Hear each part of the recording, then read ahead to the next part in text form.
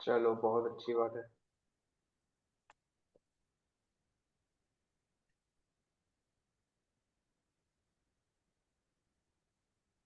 Good afternoon sir. Good afternoon Shashank.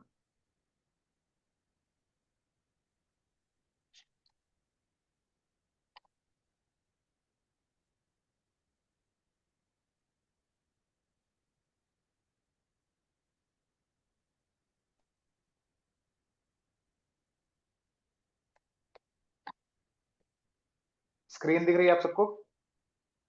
Yes sir. चलो will wait for 2 minutes, उसके बाद start करते हैं।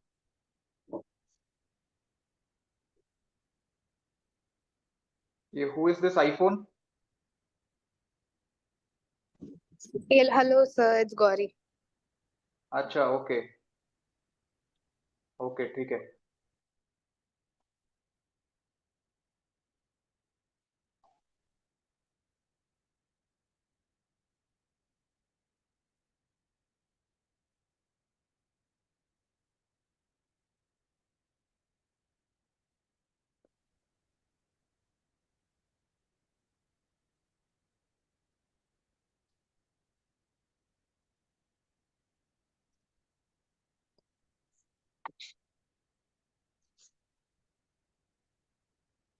Good afternoon sir.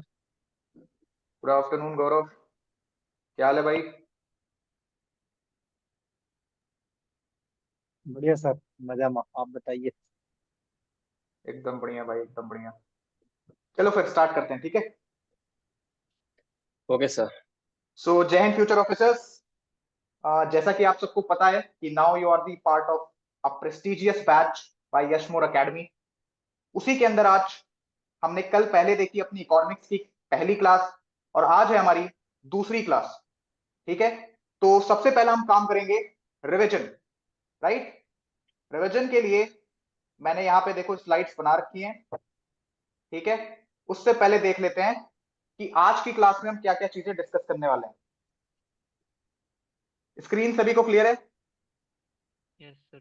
Yes sir. चलो, Sonia joined as a guest. ये एक्स वाई जेड कौन है भाई?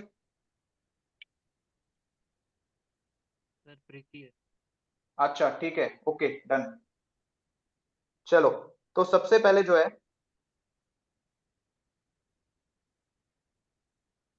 Just give me a second.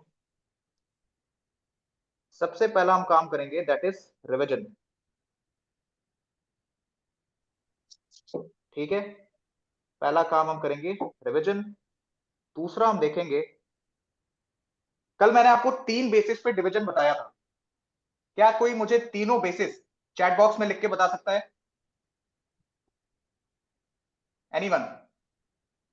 चलो कम ऑन जल्दी से, ठीक है। तब तक मैं यहां पे लिख रहा हूं, nature, terms and ownership. Very good Vaishnavi, very good, ठीक है।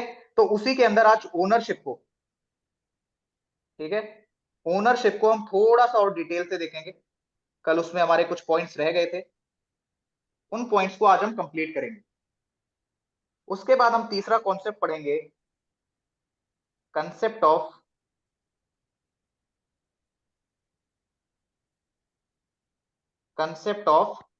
प्रोडक्शन, ठीक है, कंसेप्ट ऑफ प्रोडक्शन। और चौथा टॉपिक हम पढ़ेंगे टाइप्स ऑफ इकोनॉमी, ठीक है। इतनी सारी चीजें आज हम देखेंगे अपनी दूसरी क्लास के अंदर। क्लियर है सभी को? Yes sir. चलो, सबसे पहले एक छोटा सा रिवीजन देखते हैं, क्विक रिकैप। कल हमने सबसे पहले इकोनॉमिक्स के बारे में जाना था कि इकोनॉमिक्स होता क्या है।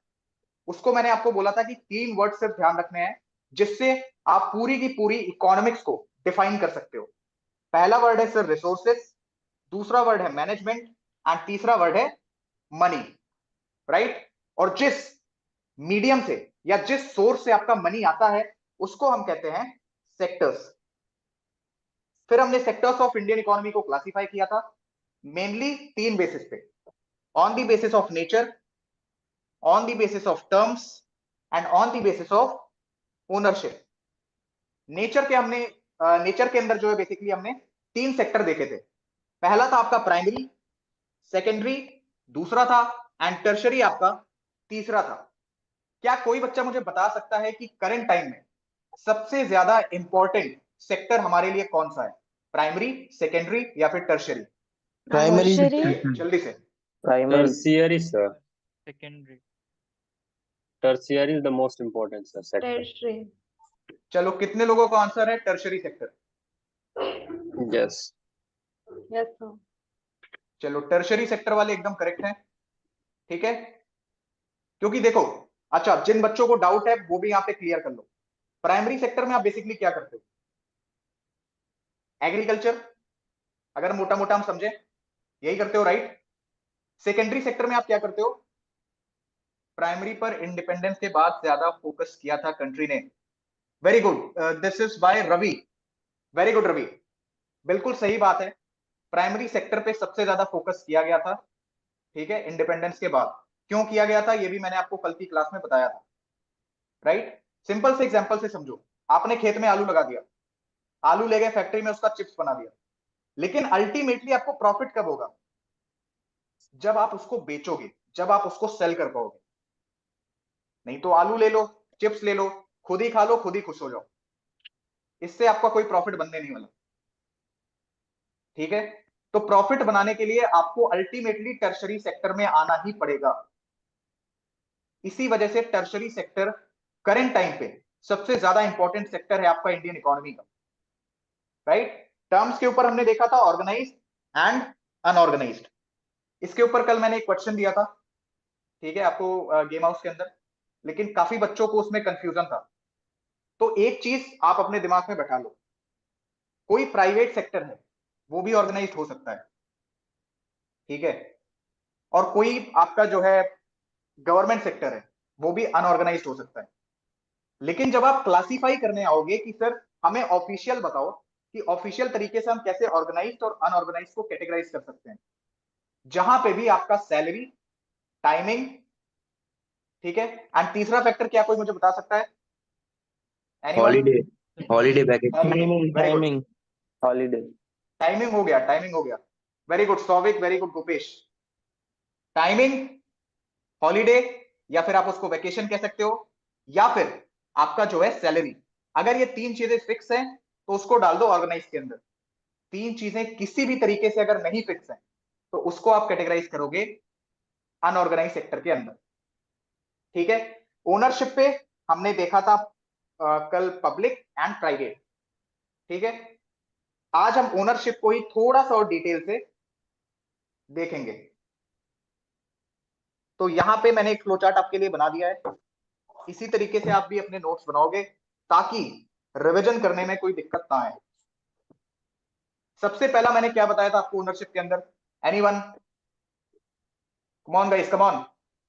सबसे पहला पॉइंट मैंने क्या बताया था ओनरशिप के अंदर? Private. Yes, private. Very good. Private and public sir. And public, sir. तो पहला हो गया आपका प्राइवेट, ठीक है?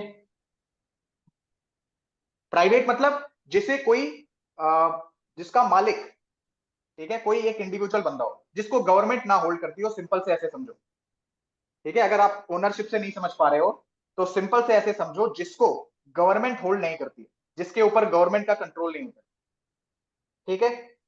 Point number B, point number B मैंने आपको बताया था public. Public in the sense जिसके ऊपर गवर्नमेंट का कंट्रोल होता है। Yes, sir. अब आ जाते हैं तीसरे पॉइंट पे। अच्छा, मुझे आप एक बात बताओ, प्राइवेटाइजेशन सही है, ठीक है, चीजों को प्राइवेट करना सही है या चीजों को पब्लिक रखना सही है किसी भी कंट्री की प्रोग्रेस के लिए? So privatization. Privatization, I think. Yes, sir. That अच्छा, would be better. Privatization. ठीक है, good. Privatization would be better, sir. अच्छा, ठीक है, चैट बॉक्स में आंसर दे दो जो बच्चे बोल नहीं पा रहे हैं। प्राइवेट रखना सही या फिर पब्लिक रखना सही? सर प्राइवेट प्राइवेट, अच्छा ठीक है। चलो, जितने बच्चे प्राइवेट कह रहे हैं आप लोग मुझे एक बात बताओ, सब लोग मिडिल क्लास फैमिली से हो? कोई यहाँ पे? So, sorry. हाँ वैष्णवी बताइए। So, but like if we privatize more, we are reducing the accessibility because a vast share of our country might not be able to afford those goods. And if वैसे they आप are Hindi में भी public, बोल सकती हैं Vaishnavi. sir, I'm not really that good with Hindi. वाह यार, very good. I'm sorry. चलो अच्छी बात है, कोई नहीं। वैष्णवी की बात यहाँ पर बिल्कुल सही है। बेसिकली वैष्णवी हमें समझाना क्या चाह रही है कि अगर हम सब चीजों को प्राइवेट कर देंगे तो प्राइवेट सेक्टर में लोग ज्यादातर पैसा कमाने के बारे में सोचते हैं। ठीक है, प्राइवेट सेक्टर में ज्यादातर लोग पैसा कमाने के बारे में सोचते हैं। अगर वो पैसा कमाने के बारे में सोचेंगे तो अल्टीमेटली जो भी चीज का वो प्रोडक्शन करेंगे, जो भी चीज वो बनाएंगे, उसका कॉस्ट वो बढ़ा के रखेंगे। इससे सबसे ज्यादा दिक्कत आप ही लोग को आएगी। आज एक स्लीपर ट्रेन में अगर आपको जाना है, सपोज दिल्ली से पटना जाना है, ठीक है, 500-600 रुपए में चले जाओगे। वहीं अगर आप वंदे भारत से जाना चाहो ना, 1500-1600 रुपए किराया लगेगा। क्यों? या फिर चलो सपोज वंदे भारत आपको नहीं समझ में आ रहा, हटाओ, चलो वो तो कुछ बहुत थोड़ा बहुत सरकार भी उसको ओन कर लेती है या पूरी तरीके से सरकारी ओन करती है। प्राइवेट एयरलाइंस का आपने नाम सुना है? Anyone can tell me the airline name which is private? Sir, Indigo. IndiGo. IndiGo का किराया महंगा है या फिर कोई सरकारी एयरलाइन है उसका किराया महंगा है? सर अब इसका तो पता नहीं क्योंकि कभी गए नहीं। यार मैं भी नहीं गया हूँ, इसीलिए आप लोग से पूछ रहा हूँ। मैं नहीं बैठा भाई कभी प्लेन में, अपनी साइकिल बेस्ट है। चलो, बेसिकली मैं यहाँ पे समझाना क्या चाह रहा हूँ कि अगर चीजों को आप पूरी तरीके से प्राइवेट कर दोगे तो अल्टीमेटली जो मिडिल क्लास है या लोअर मिडिल क्लास है उसके लिए सबसे ज्यादा दिक्कत आएगी। क्यों? क्योंकि वो उन चीजों को अफोर्ड नहीं कर पाएगा। लेकिन अगर दूसरे एंड पे हम देखते हैं कि सर क्या सब चीजों को पब्लिक कर देना चाहिए, तब तो यार आप जो अभी हाल देख रहे हो ना गवर्नमेंट स्कूल्स का, है ना, जो आप हाल देख रहे हो गवर्नमेंट स्कूल्स का, वो आपको हर सेक्टर के अंदर देखने को मिलेगा। इसका मतलब कि सर आप ये समझाना चाह रहे हैं कि ना ही हम चीजों को पूरी तरीके से प्राइवेट कर सकते हैं, ना ही हम चीजों को पूरी तरीके से पब्लिक कर सकते हैं। तो हमें करना क्या चाहिए?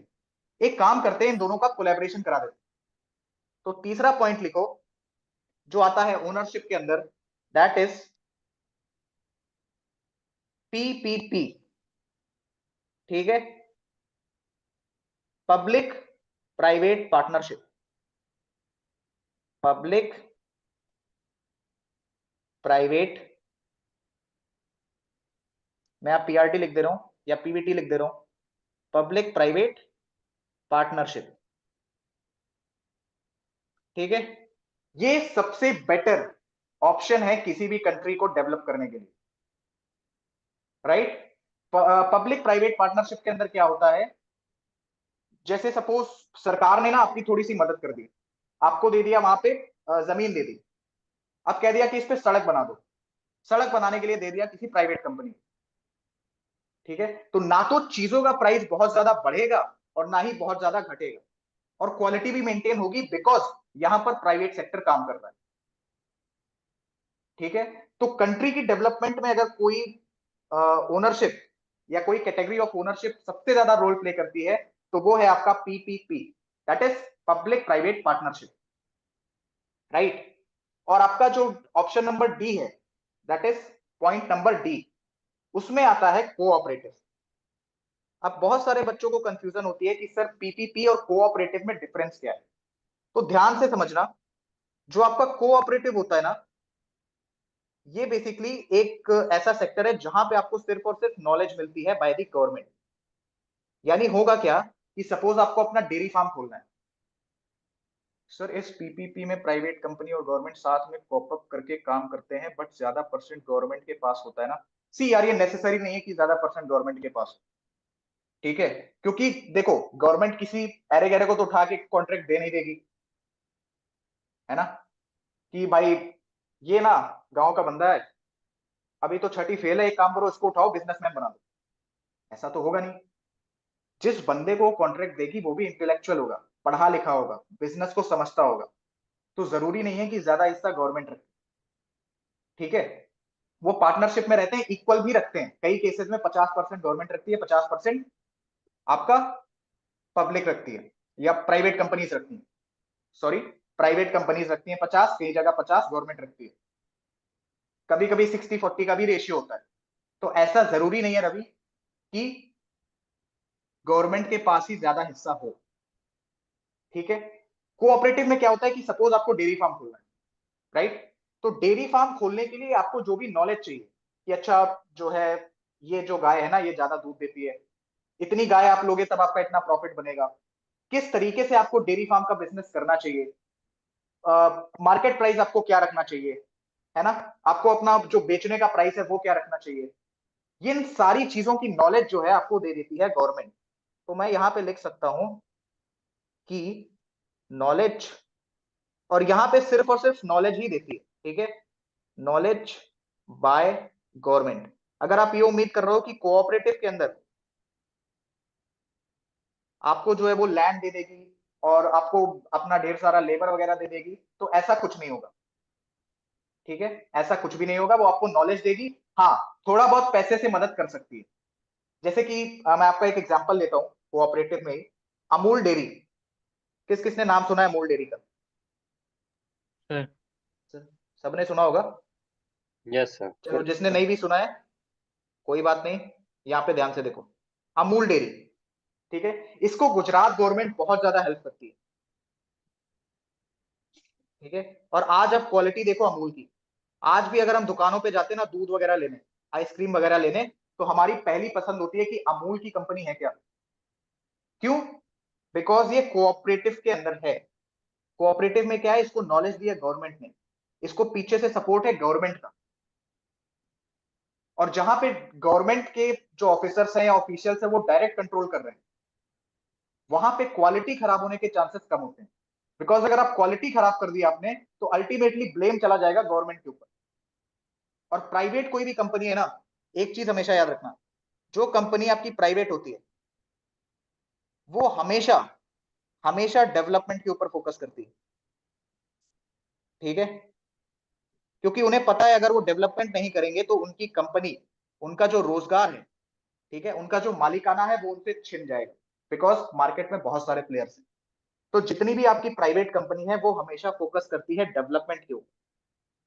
अभी टाइप्स ऑफ इकोनॉमी जब हम पढ़ेंगे तो उसमें मैं आपको और डिटेल से ये चीजें समझाऊंगा।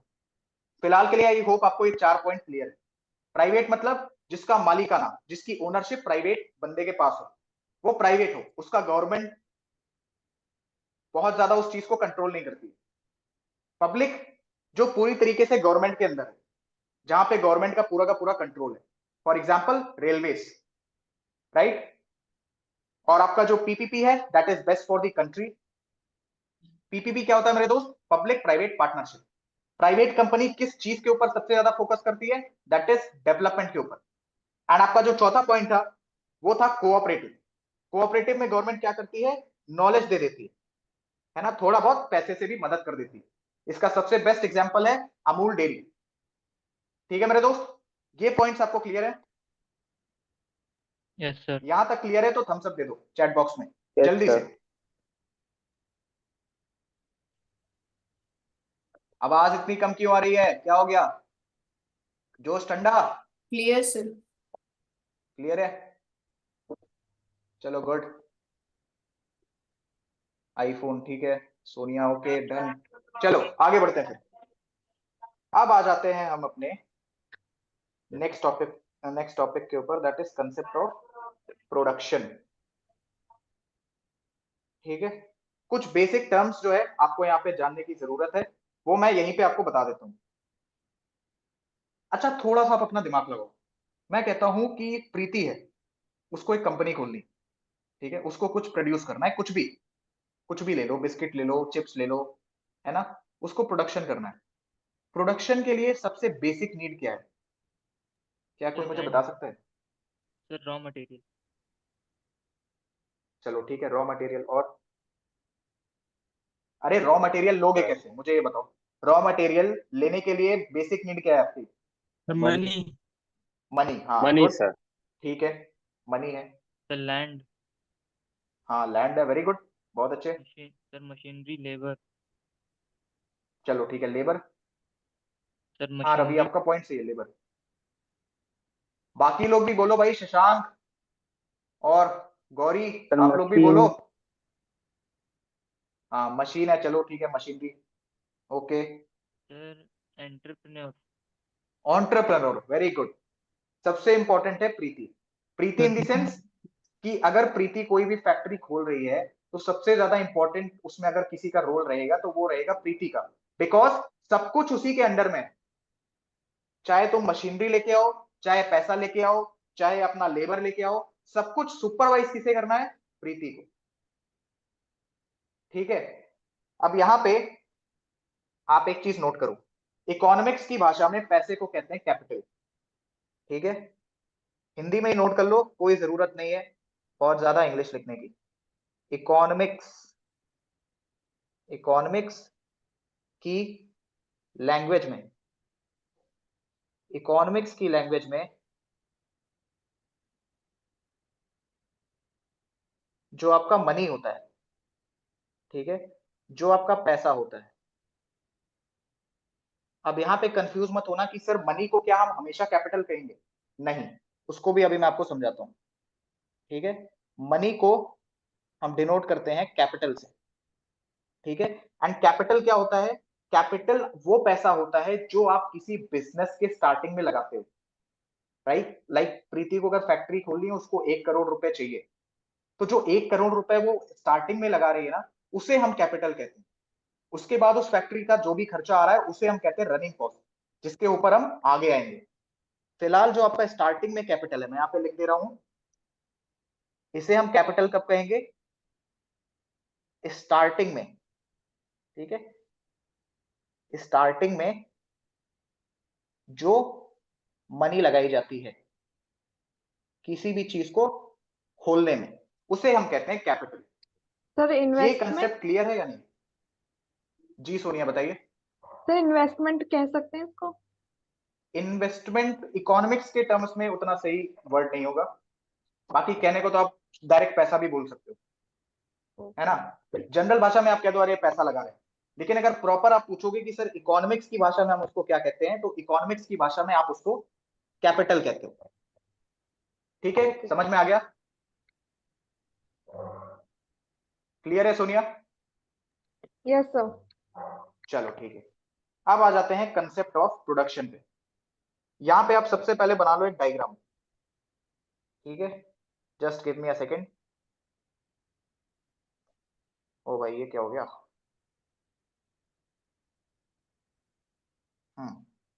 यहां पे सबसे पहले बना लो एक डायग्राम। बन गया सभी की कॉपी में? Yes sir. चलो, कंसेप्ट ऑफ प्रोडक्शन हमसे क्या कहता है कि सर प्रोडक्शन करने के लिए आपको 4 चीजें तो चाहिए ही चाहिए।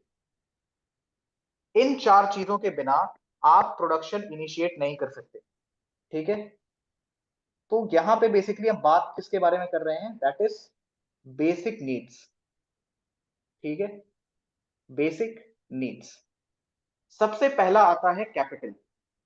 कैपिटल यानी कि पैसा। मैं कहता हूं कि कल को शशांक को सपोज फैक्ट्री खोलनी है, अगर उसके पास पैसा नहीं है तो कैसे वो फैक्ट्री खोल लेगा? अब पैसा आप कहीं से भी ले सकते हो, वो आपकी अपने पास हो 10-12 करोड़, या फिर आप बैंक से उतना लोन उठाओ। ठीक है, तो पैसा लेने के कई सारे मीडियम है। फिलहाल के लिए सिर्फ इतना समझो कि जो आपका पैसा है, दैट इज जो आपका कैपिटल है, वो सबसे ज्यादा बेसिक नीड है प्रोडक्शन के लिए। तो पहला पॉइंट लिखो कैपिटल। ठीक है, हाँ, अब यूपीएससी जो है ना, उसको थोड़ा सा जो है टेक्निकल टर्म यूज करने की आदत है। तो कल को अगर वो कहे कि सर कैपिटल की जगह उसने वर्ड यूज कर दिया कैपेक्स। ठीक है, ये पूछा गया क्वेश्चन है, ये सिविल सर्विसेज के अंदर पूछा हुआ क्वेश्चन है, अभी तक सीडीएस में नहीं आया, बट बहुत अच्छे खासे चांसेस है सीडीएस में आने। कैपिटल उसने क्या किया था ना, क्वेश्चन तो बहुत अच्छा पूछा था, लेकिन वहां पर कैपिटल की जगह वर्ड लिख दिया था कैपेक्स, कि इस जो पर्टिकुलर फैक्ट्री है ऐसे ऐसे खोल रहे हैं, उसका कैपेक्स ही है। बच्चे आधे से ज्यादा इसी में कंफ्यूज हो गए कि यार ये कैपेक्स कैसा टर्म है। कैपेक्स मतलब होता है कैपिटल एक्सपेंस। अल्टीमेटली वो बात कर रहे हैं कैपिटल की, लेकिन उसको बस उसने घुमा के लिख दिया, ठीक है, उसने उसको क्या किया, घुमा के लिख दिया और एक नया वर्ड बना दिया, कैपेक्स। तो ये वर्ड आप लोग याद रखेंगे, अगर एग्जामिनेशन में देखने को मिलता है तो कंफ्यूज नहीं होना है। पहला हो गया आपका कैपिटल। अच्छा सर, अब दूसरा क्या चाहिए? दूसरा कहीं पे भी फैक्ट्री लगाने के लिए ना आपको चाहिए लैंड। जब तक आपके पास जमीन नहीं होगी तब तक आप फैक्ट्री नहीं लगा सकते, कोई कंपनी नहीं खोल सकते। यहां तक अगर छोटा सा आपको घर भी बनवाना है ना, उसके लिए भी आपको लैंड चाहिए। तो प्रोडक्शन की जो एक और बेसिक नीड है वो है सर लैंड, ठीक है। तीसरा, यू नीड लेबर। भाई अब आपने एक फैक्ट्री सेटअप कर दी, ठीक है, सपोज शशांक ने, प्रीति ने, अपने राहुल ने, सोनिया ने और रवि ने, ये मिलके इन्होंने फैक्ट्री बना दी। लेकिन अब क्या सारा का सारा मजदूरी वाला काम यही सब मिलके करेंगे? Okay, the answer is no. क्यों? क्योंकि सर हमें थोड़ी ना पता कोई मशीन कैसे काम करती है ना। हमारा कितना खर्चा आ रहा है, क्या चीजें कंपनी में, कितना पैसा डालना चाहिए, कितना नहीं डालना चाहिए, इसके लिए we need a chartered accountant, इसके लिए हमें सीए चाहिए। तो कंपनी में स्पेसिफिक काम के लिए हमें अलग अलग बंदे चाहिए, क्योंकि हमारे पास पूरी की पूरी एक्सपर्टीज नहीं है। तो यू नीड लेबर, या फिर यहां पर आप एक टर्म यूज कर सकते हो, दैट इज एम्प्लॉय। लेबर या फिर एम्प्लॉय, ठीक है। ये तो आपको कंपनी के अंदर चाहिए। और उसके बाद राहुल ने जो सबसे इंपॉर्टेंट पॉइंट हमें बताया, वो बताया कि सर एंटरप्रेन्योर चाहिए।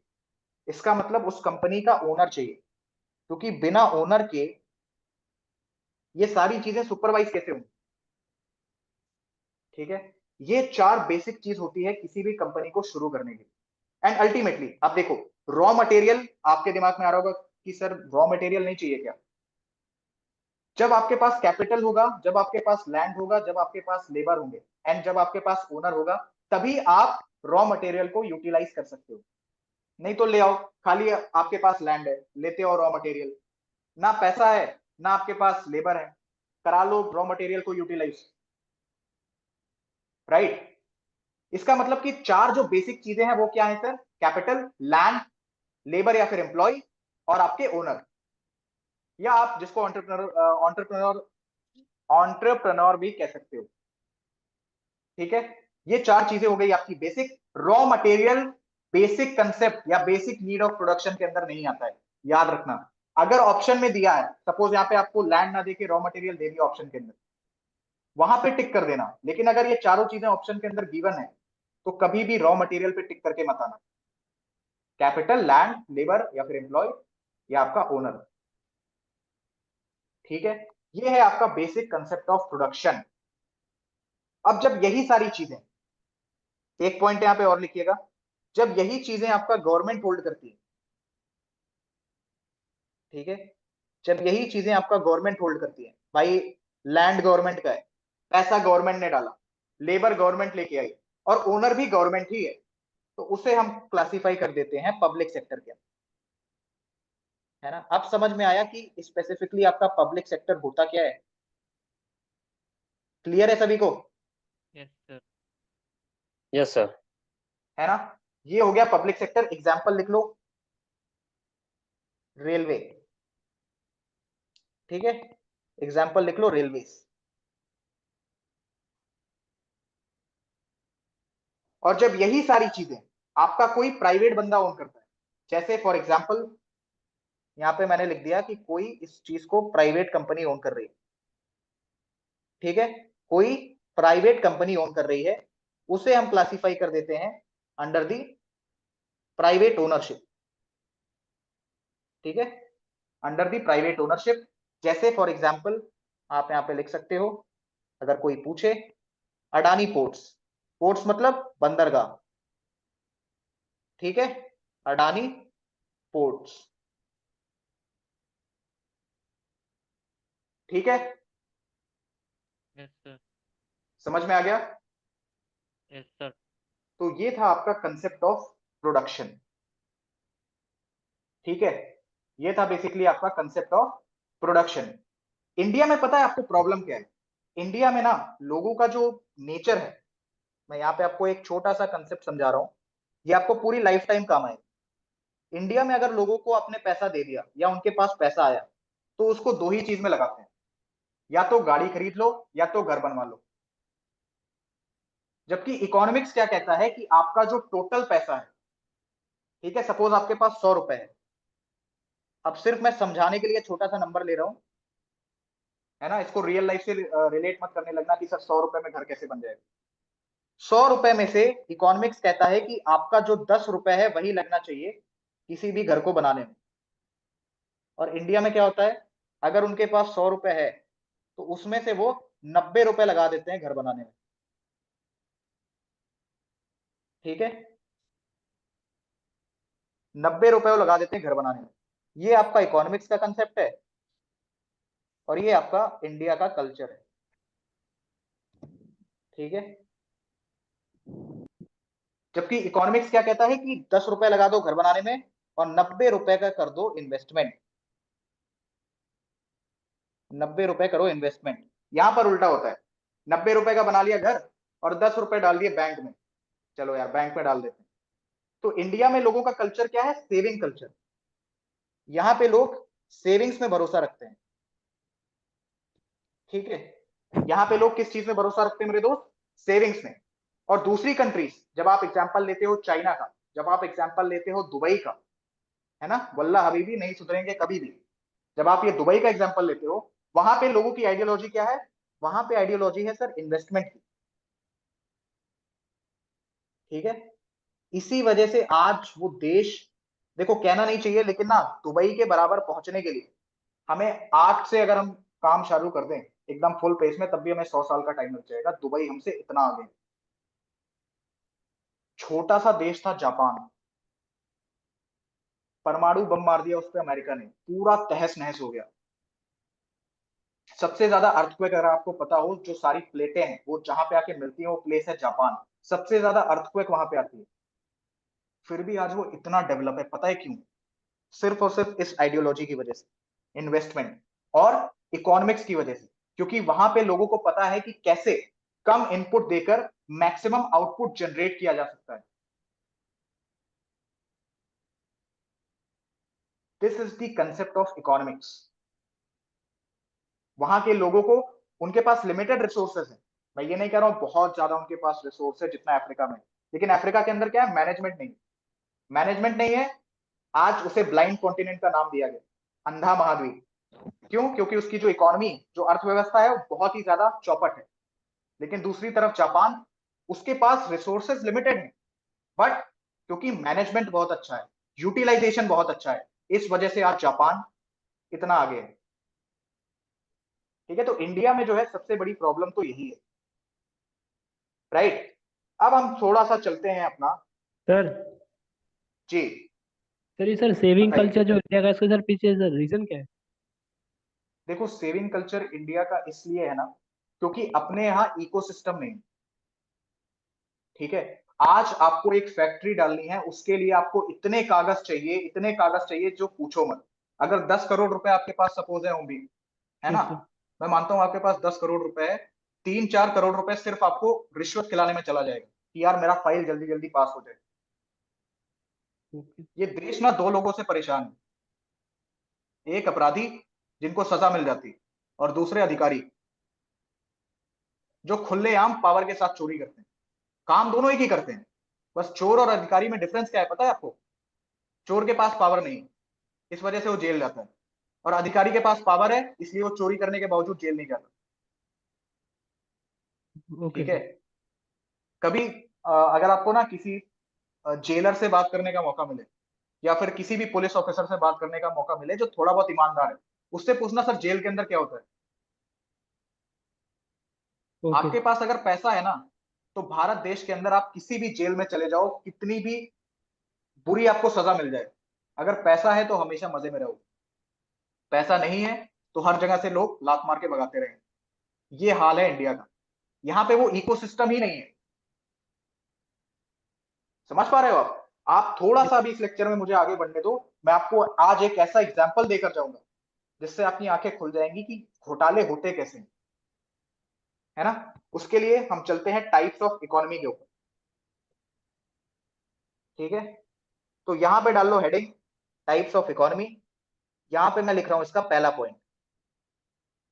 सर जो पहली टाइप की हमारी इकोनॉमी होती है वो होती है कैपिटलिस्ट इकोनॉमी।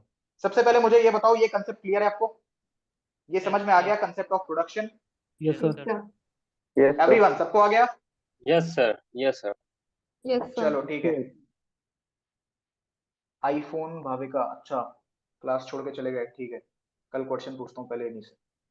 चलो, टाइप्स ऑफ इकोनॉमी में सबसे पहला आता है कैपिटलिस्ट इकोनॉमी, ठीक है। पहला आता है कैपिटलिस्ट इकोनॉमी। एक एक पॉइंट को नोट करना और ध्यान से इन चीजों के बीच में जो डिफरेंस मैं बताऊंगा उसे समझना, क्योंकि डेफिनेशन से क्वेश्चन आने के चांसेस हैं। कैपिटलिस्ट इकोनॉमी, इसमें क्या होता है ना कि ज्यादातर चीजें, आपकी मैक्सिमम चीजें प्राइवेट कंपनीज ओन करती है, ठीक है। आपकी जो मैक्सिमम चीजें, ठीक है, मैक्सिमम थिंग्स यहां पर ओन की जाती हैं बाय प्राइवेट कंपनीज, ठीक है। मैक्सिमम चीजें ओन की जाती हैं बाय प्राइवेट कंपनीज। सबसे बढ़िया इसका एग्जांपल है कनाडा। अगर आपको एग्जांपल देखना है तो उसका सबसे बढ़िया एग्जांपल है सर कनाडा, ठीक है।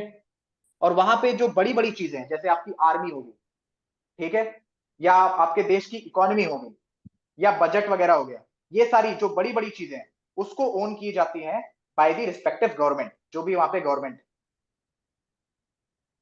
ठीक है। लेकिन जो आपका पूरा का पूरा सेक्टर है इकोनॉमिक्स का, वो ओन किया जाता है बाय द प्राइवेट कंपनीज। अब इसमें फायदा भी है नुकसान भी, ठीक है। इसमें सर फायदा भी है नुकसान भी है। इसमें जो फायदा है सर कि जो प्राइवेट कंपनीज है, जैसा कि मैंने आपको बताया, वो फोकस करती हैं डेवलपमेंट के ऊपर, वो फोकस करती हैं डेवलपमेंट के ऊपर।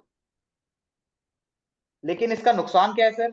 नुकसान ये है कि जब प्राइवेट कंपनी चीजें बना रही है, चीजों को प्रोड्यूस कर रही है, तो वो ज्यादातर प्रॉफिट के बारे में सोचती है। तो अल्टीमेटली होता क्या है कि जो आपका प्राइस है, ठीक है, जो आपका दाम है, वो बढ़ जाता है, ठीक है। आपका जो दाम है वो बढ़ जाता है, जिससे सबसे ज्यादा प्रॉब्लम होती है मिडिल क्लास और लोअर मिडिल क्लास को, यानी एक तरीके से जो गरीब हैं, ठीक है, उनको सबसे ज्यादा प्रॉब्लम होती है बाय द कैपिटलिस्ट इकोनॉमी, ठीक है। कैपिटलिस्ट इकोनॉमी का है जहां मैक्सिमम थिंग्स आपकी प्राइवेट ओन कर रही हैं, और बड़ी बड़ी चीजें जैसे आर्मी होगी, ठीक है, उस देश की गवर्नमेंट हो गई, ये सारी चीजें वहां पे एक इलेक्टेड बंदा, या फिर जैसे नॉर्थ कोरिया वगैरह है, ठीक है, वहां पे तो इलेक्शन ही नहीं होते भाई, अलग ही सिस्टम है वहां का। सर तो चाइना। एक बंदा जो गवर्नमेंट में बैठा है वो बड़ी बड़ी चीजों को देखता है, और बाकी चीजें जो कंपनी वगैरह है वो प्राइवेट सेक्टर्स देखते हैं। कैपिटलिस्ट इकोनॉमी क्लियर है? Yes sir. इसका फायदा क्या है कि वो डेवलपमेंट के ऊपर फोकस करते हैं। नुकसान क्या है कि प्रॉफिट के चक्कर में अल्टीमेटली प्राइस बढ़ता है, जिससे गरीबों के लिए बहुत ज्यादा समस्या है। यहां पे एक और पॉइंट नोट करना कि कैपिटल, लैंड, लेबर, एम्प्लॉय या फिर ओनर, यही आपका डिसाइड करते हैं प्राइस।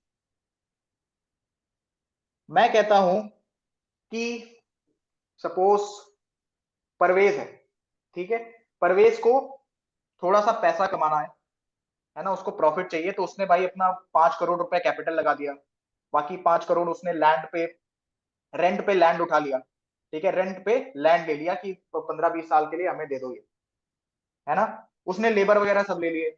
अब अल्टीमेटली उसको प्रॉफिट कमाना है, तो अगर ओनर प्रवीण प्रॉफिट कमाने के पीछे जाएगा तो अल्टीमेटली जो प्राइस पॉइंट है वो बढ़ जाएगा।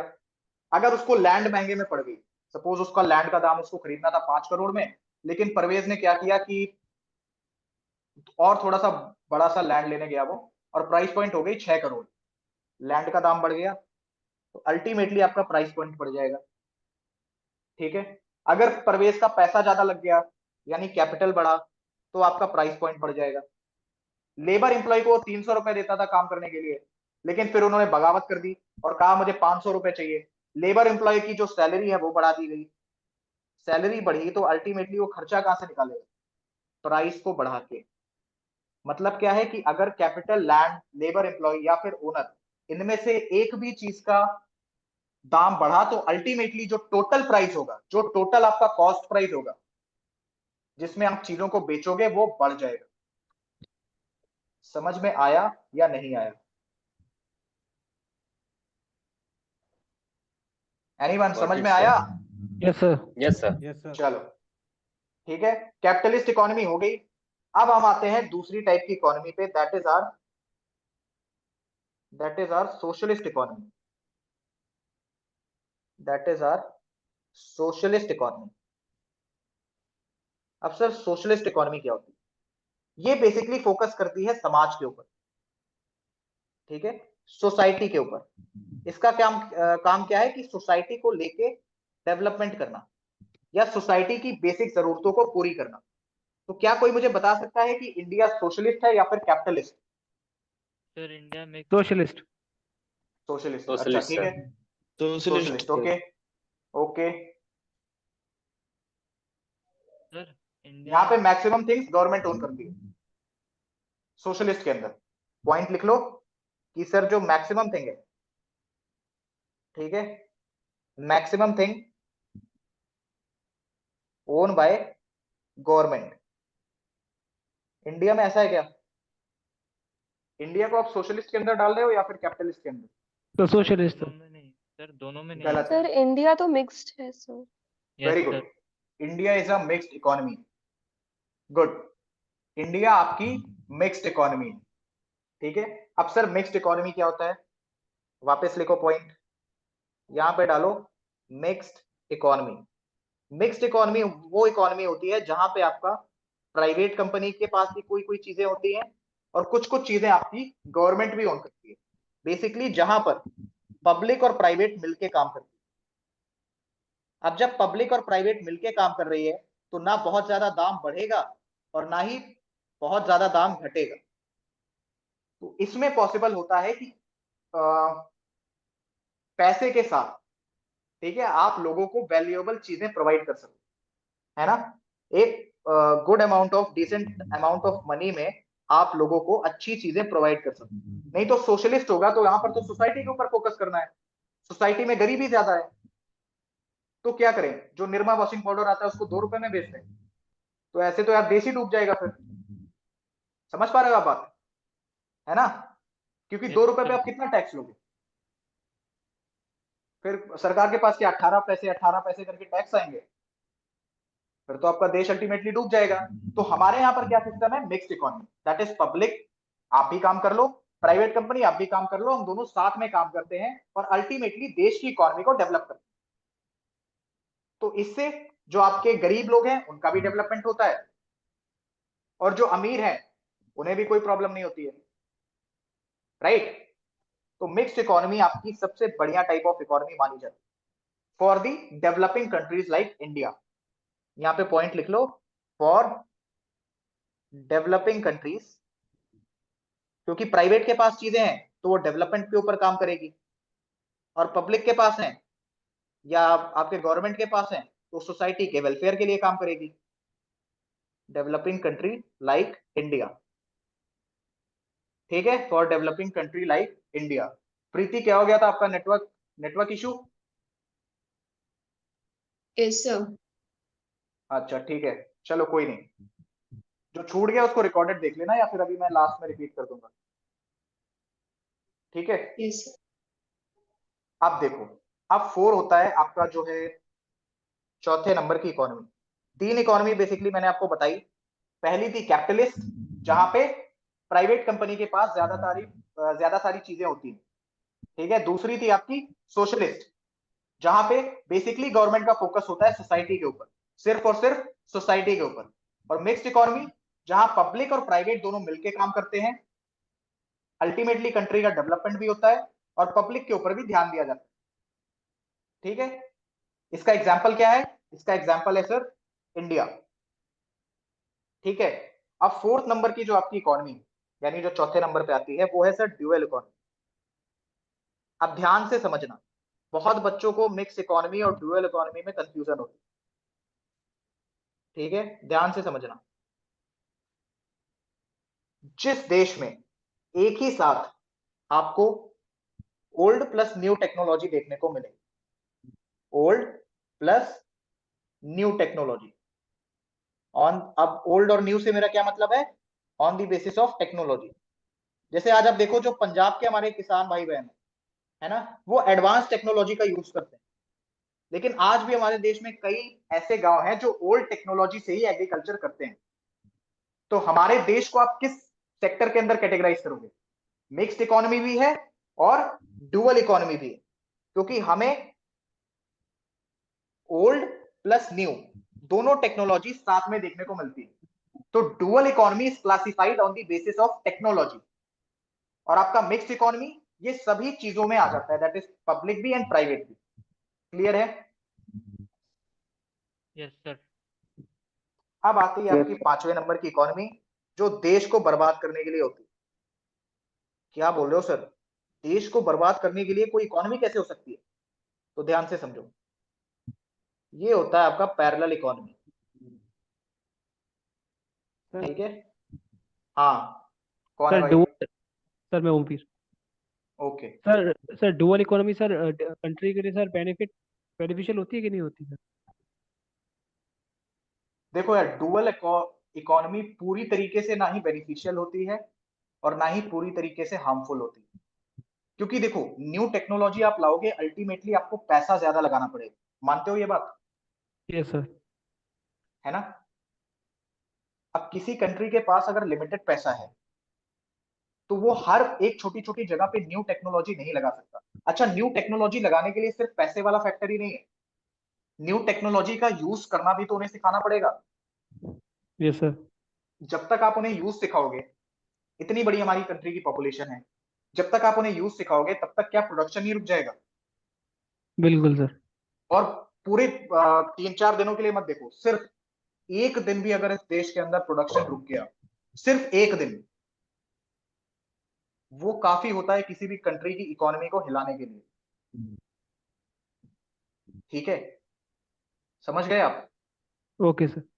हाँ, तो डुअल इकोनॉमी, अब जैसे देखो यूएस है, तो यूएस में आपको ओल्ड टेक्नोलॉजी बहुत ही कम देखने को मिलेगी, वहां न्यू टेक्नोलॉजी। तो यूएस कभी जाना, कितना महंगा शहर है आप सोच भी नहीं सकते, है ना? लेकिन वहीं आप इंडिया में देखो, इंडिया में ओल्ड टेक्नोलॉजी भी है, न्यू टेक्नोलॉजी भी है, तो सबको यस। परवड़ता है वो, है ना? सब उसको अफोर्ड कर सकते हैं। समझ गए आप? ओके सर, समझ गया सर। चलो, अब यहां पे आता है सर पैरेलल इकोनॉमी।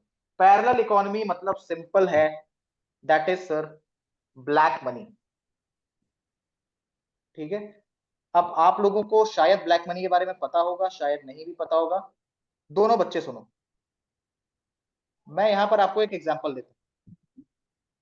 ठीक है, सपोज हमारा जो है ओमवीर, चलो ओमवीर को ले लेते हैं, ओमवीर को खरीदनी है जमीन। ठीक है, ओमवीर को खरीदनी है जमीन जिसका जो दाम है वो है 1 लाख रुपए। 2, 3, 4, 5 हो गया 1 लाख। उसको जमीन खरीदनी है, उसका दाम है 1 लाख रुपए। अब सरकार को चाहिए उस पर 10% टैक्स। ठीक है, जैसे जमीन जब आप खरीदते हो तो आपको पता होगा कि आपको रजिस्ट्री करानी पड़ती है। ठीक है, कुछ स्टैम्प पेपर वगैरह भरना पड़ता है, तो जब आप वो भरोगे तो उस पर लग जाएगा 10% टैक्स। ठीक है, तो अल्टीमेटली मेरे दोस्त आपको कितना देना है? 1,10,000 रुपए। ठीक है, मैं बेसिकली इस तरीके से लिख देता हूं, 1 लाख LKH, 10,000। अब आपको कितना देना है? 1,10,000 रुपए, यानी 10,000 रुपए आपका टैक्स चला गया।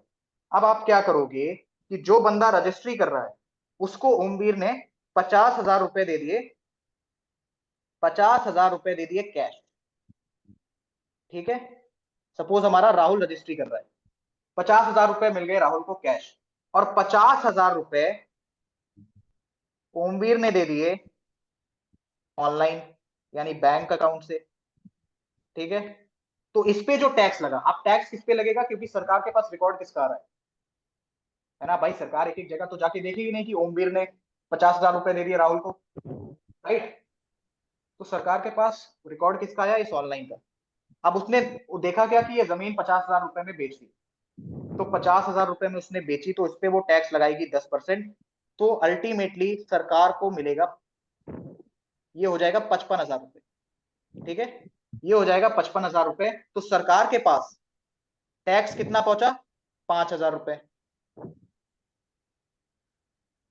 अब देखो, राहुल की जमीन थी 1 लाख रुपए की, ठीक है, राहुल की जमीन थी 1 लाख रुपए की, उसको 50,000 दे दिए कैश, ओमवीर ने 50,000 रुपए दे दिया ऑनलाइन, तो राहुल के पास 1 लाख रुपए पहुंच गया। पहुंचा कि नहीं पहुंचा? यहां तक बताओ, क्लियर है? Yes sir, yes sir. ठीक है। और अगर ओमवीर डायरेक्ट देता 1 लाख रुपए तो उसको देना पड़ता 10% टैक्स, यानी कि 10%, इट मीन्स कि 10,000 रुपए आपका चला जाता टैक्स में। अब ऐसे उसने क्या किया, ओमवीर ने दिमाग लगाया और राहुल को ऑनलाइन दे दिया, तो टैक्स जो उसका लगा वो अल्टीमेटली लगा 5,000। तो यहां मुझे बताओ कि ओमवीर के कितने रुपए बच गए? सब लोग बताएंगे। 5,000 बचा। 5,000 5,000 बच रुपए गए। बच गए। सरकार के पास टैक्स कितना जाना चाहिए था? 10,000। पहुंचा कितना? 5,000। 5। समझे?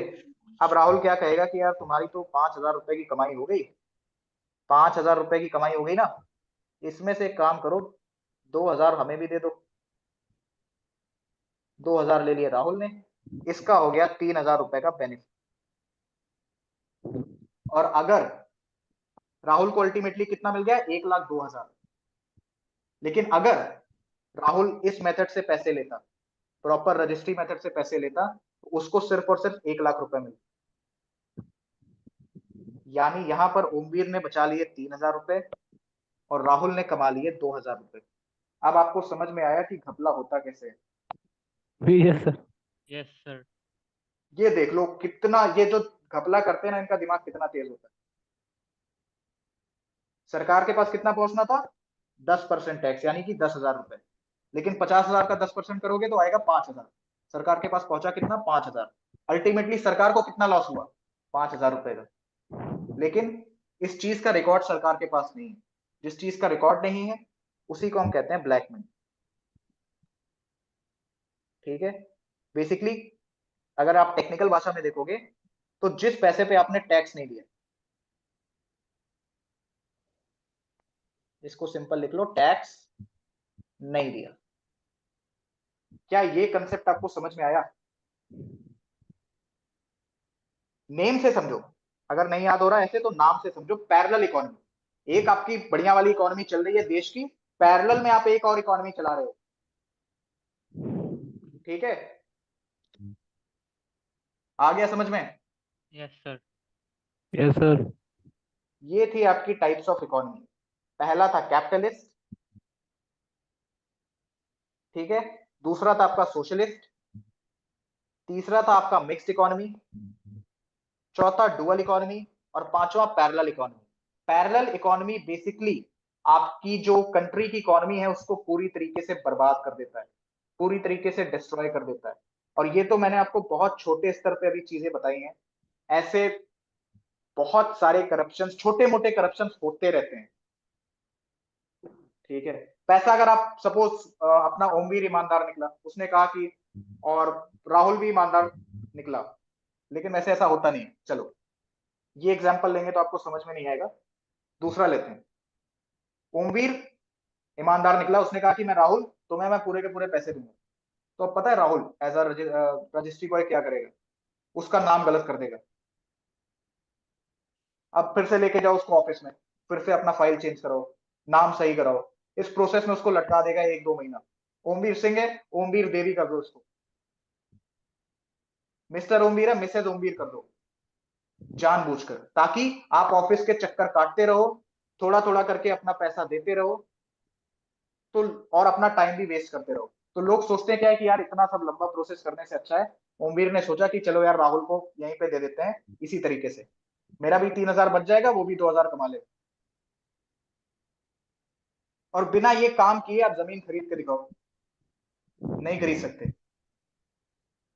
क्लास 10 की मार्कशीट में किसी की गलती हुई है कभी? यस सर, मेरी भी है। है ना, वो गलती गलती नहीं होती है, वो जानबूझ के किया जाता है। हर साल 80,000 से लेकर 1 लाख बच्चों की मार्कशीट में गलती की जाती है, ताकि आप भाग के इलाहाबाद जाओ, भाग के प्रयागराज जाओ, मार्कशीट सही करानी है, नीचे से पैसा दो। 1 लाख बच्चे हैं, ठीक है, और मार्कशीट कराने में अच्छा खासा पैसा लगता है अगर आपको मार्कशीट वापस चेंज करानी है। 10,000 रुपए भी अगर एक बच्चे से लिया ना तो 10 करोड़ हो गए। 10 करोड़ का केक कटेगा, सब में बटेगा, ऊपर से लेके नीचे तक। समझे आप? एक छोटा सा प्यून से लेके बड़े से बड़े ऑफिसर तक सबको उसके हिस्से का पैसा मिलेगा। ये है the rate of corruption in India. Economy समझ में आ रही है? Yes sir. समझ में आ रही है ना? This is called economics. Yes sir. तो आज बेसिकली हमने तीनों पोर्शन अपने कंप्लीट कर लिए। पहले अपना रिवीजन देख ही लिया भाई।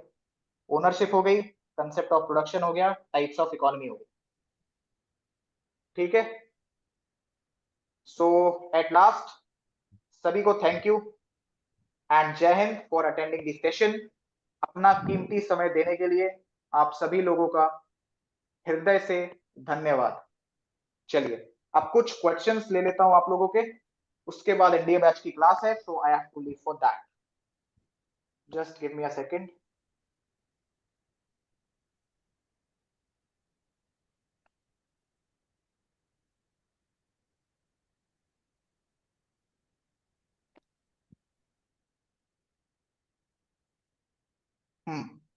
विजिबल हूं मैं? चलो जो भी डाउट्स हैं आपके फटाफट पूछ लो। यू हैव 5 मिनट्स, 5 मिनट है आप सबके पास। इफ एनी डाउट्स प्लीज पूछिए। हेलो गौरव सर। समझ में आया? गौरव समझ में आया? Yes, sir, I got it. चलो शशांक कुमार, हाँ बताइए क्या डाउट है? सर यूएस जापान जैसे देश कैपिटलिस्ट इकोनॉमी के अंदर आएंगे ना? हाँ, US is a capitalist economy है। US capitalist, okay. वहां पे बेसिकली देखो कि प्राइवेटाइजेशन बहुत ज्यादा है। आर्मी छोड़ यस सर, दो उसी और बेसिस वहां पे के कह रहा। कुछ जैसे और भी चीजें छोड़ दो अगर पॉलिटिक्स की, तो उस सब चीजों को प्राइवेट सेक्टर कंट्रोल करता है। Yes example sir. दूं एक, ट्रम्प अभी अपना जो चाचा है ना, मेरे 3 चाचा है भाई। एक अपना पुतिन चाचा, एक अपना इमरान चाचा, वो जेल में बैठा है ना, शादी वादी करके भाई, वो अलग ही उसमें रहता है। और एक है अपना ट्रम्प चाचा। ठीक है, ट्रम्प चाचा जीत गया चुनाव। चुनाव जीतने के बाद एलन मस्क आया था भाई उसकी स्पीच में। समझ पा रहे हो? यस समझ सर। रहे हो ना? हाँ, जो कहा वो भी समझ गए एंड आई होप जो नहीं कहा वो भी समझ गए। ठीक है, इलेक्टोरल बॉन्ड्स, अब यस इससे ज्यादा सर। बोलने की जरूरत नहीं है। ऑनलाइन प्लेटफॉर्म है, सीबीआई मेरे घर पे ना जाए। ठीक है, चलो इससे ज्यादा बोलने लायक नहीं है। ठीक है, एनी डाउट्स गाइस? फटाफट पूछिए। Sir no doubt. नो चलो सर। बढ़िया है। सर नो हाँ सर। बताओ, चाइना भी बताओ राहुल बताओ। चाइना भी कैपिटलिस्ट इकोनॉमी का हिस्सा है ना?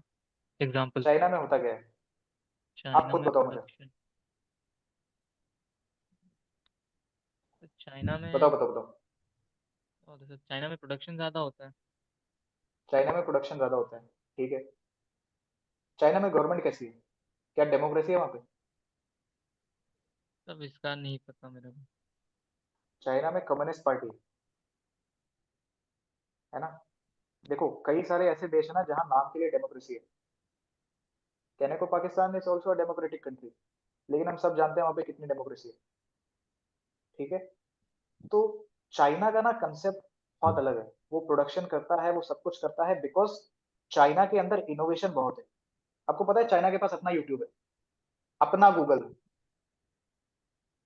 ये सब गूगल नहीं यूज करता वो, कि कैलिफोर्निया में जो बैठ के हमें जो वो दिखाना चाहते हैं अपनी मर्जी से वो दिखाते हैं। चाइना डिसाइड करता है कि उसके पीपल क्या देखेंगे, क्या चीजें पढ़ेंगे, क्या चीजें नहीं पढ़ेंगे। समझ पा रहे हो हाँ आप? सर, क्योंकि क्योंकि China yes sir. Research and development पे बहुत फोकस करता है। बहुत आगे है, बहुत आगे है। हाँ। अपने यहाँ प्रॉब्लम क्या है कि इकोसिस्टम ही नहीं है।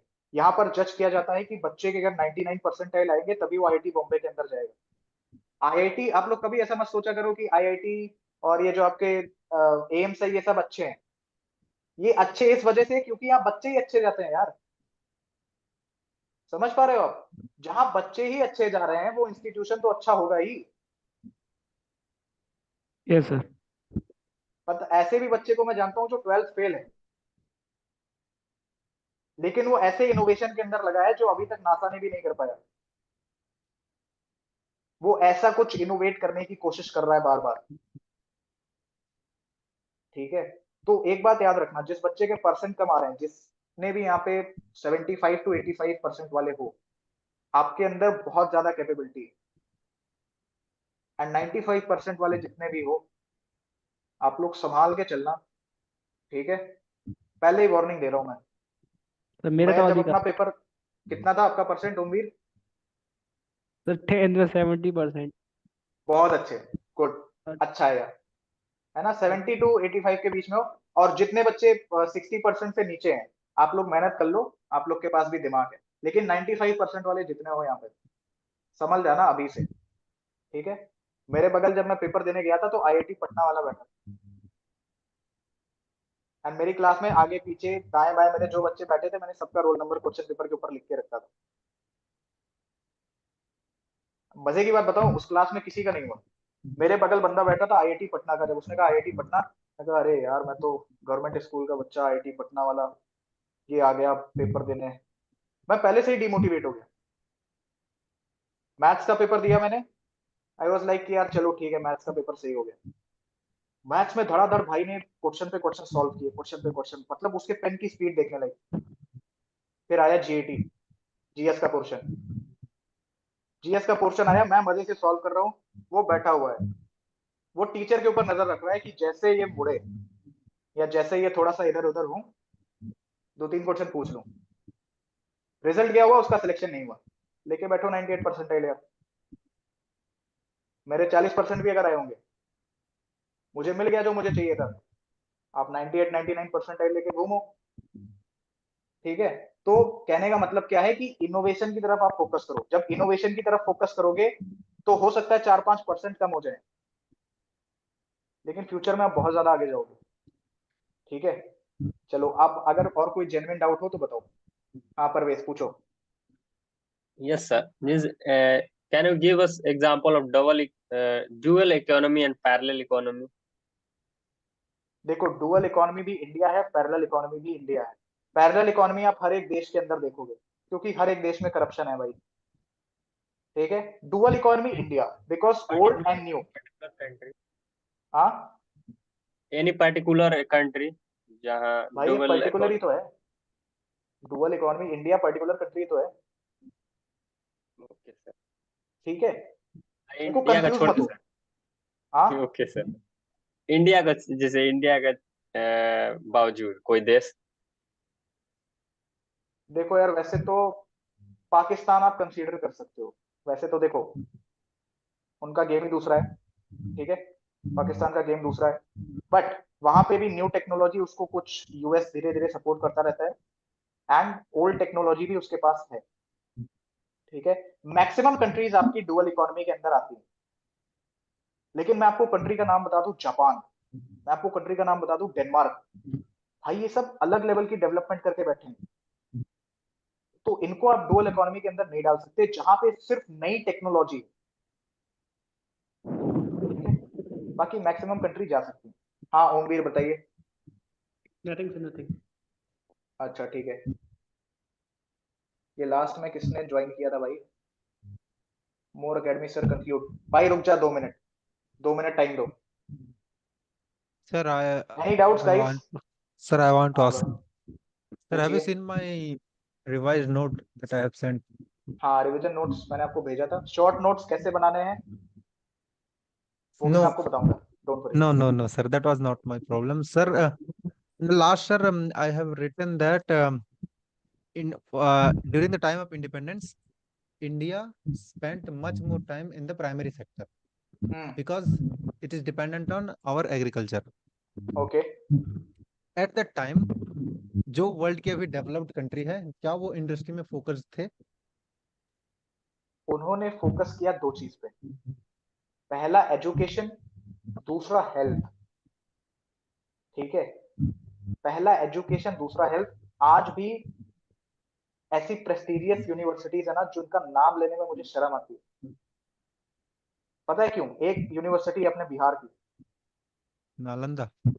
नहीं यार, नालंदा नहीं। चलो नाम बता देता हूँ भाई, मुझे क्या डर पड़ा है। मगध यूनिवर्सिटी। पता है उसमें क्या हुआ? पहले तो उसका 3 साल सेशन लेट चल रहा है। दूसरा, उसमें पता है क्या हुआ? कॉपी लेके आए थे, कॉपी, भाई एग्जाम वगैरह हुआ तो कॉपी चेक करने वाले आए थे। उन कॉपी चेक करने वालों का पिछला जो उन्होंने कॉपी चेक करी थी उसका पैसा नहीं दिया। जो कॉपी चेक करने आए थे कॉपी लेके भाग गए। पटना यूनिवर्सिटी। पढ़ने लायक है वहां पे? आधे से ज्यादा टीचर ही नहीं है। क्या कर लोगे? You can not do anything जब तक आपके पास पावर ना हो। मेरा 3 लेयर का कंसेप्ट है। If you don't like the rule, follow the rule, go on the top, change the rule. ठीक है? आंसर। हाँ, बाकी तो ऐसे लोगों का एक ही इलाज है, हरी बांस। है ना, गांव में बड़ी मिलती है, मोटी मोटी होती है, मारोगे निशान भी नहीं आएगा। सिंपल है भाई। चलो, जेन्युइन डाउट हो तो बताओ भाई, एनडीए बैच वालों की क्लास है। No sir. कोई डाउट नहीं है? No sir. चलो, क्वेश्चन वगैरह मैं आपको भेज दूंगा ग्रुप के ऊपर। गर्ल कैंडिडेट्स का कोई डाउट नहीं आ रहा है, चलो कोई बात नहीं, टेस्ट होने दो एक बार। Preeti, Vaishnavi, Sonia, any doubts? No sir. No, sir. Ravi, मेरे गोरखा वाली भाई, any doubts? Ravi Gurung, any doubts? No sir, ठीक है। गोपेश? नो सर, अभी तक तो नहीं। चलो ठीक है, कोई डाउट होगा तो नंबर है ही मेरा, पूछ लेना वहां पे। और ओके क्वेश्चन सर। मैं आज भेज दूंगा गेम हाउस के अंदर। आज लीडर बोर्ड पे आना है, एंड सब लोग उसको पार्टिसिपेट किया करो भाई उसमें। ठीक है? चलो, तो क्लियर है ना सभी को सब कुछ? Yes sir. चलो, यस सर। Yes, तो sir. ख्याल रखो भाई, मजे से पढ़ाई करते रहो, एंड सैटरडे वाली मैराथन के लिए तैयार रहना। रात में 9 बजे से लेके सुबह 3 या 4 बजे तक। ठीक है? प्रॉपर मैराथन चलेगी वो, सब्जेक्ट मैं आपको इन्फॉर्म कर दूंगा।